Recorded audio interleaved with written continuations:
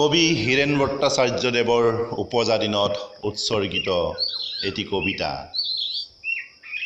হিৰুদা, কবি গজেন মিলি।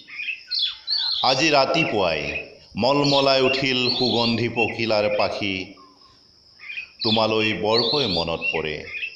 এতিয়াও মোৰ পিঠিত বগোৱা বাই তোমাৰ সুকোমল হাতৰ স্নেহ সনা বুলনি।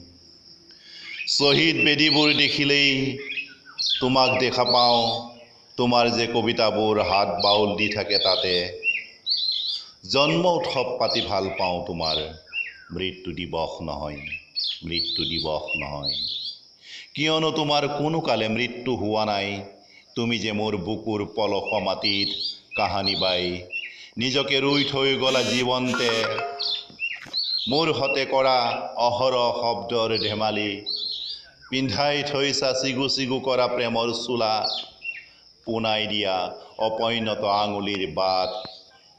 তুমি আছা মোৰ বাহিৰে ভিতৰে, আন্ধাৰে পোহৰে, নিসংগ ক্ষণত তোমাৰ কবিতাকেই আহুৰাই পান কৰোঁ শব্দৰ নিৰ্যাস, যাৰ ৰাগীত আপোন পাহৰা হৈ পাৰ কৰোঁ মুক্ত মৌ-মাখিৰ দৰে ঘড়ীৰ কাঁটা।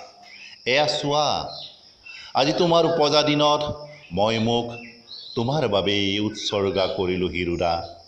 তুমি সুখীনে, তুমি সুখীনে? মোৰ বুকুৰ পলসুৱা মাটিত কুশলে থাকা তুমি।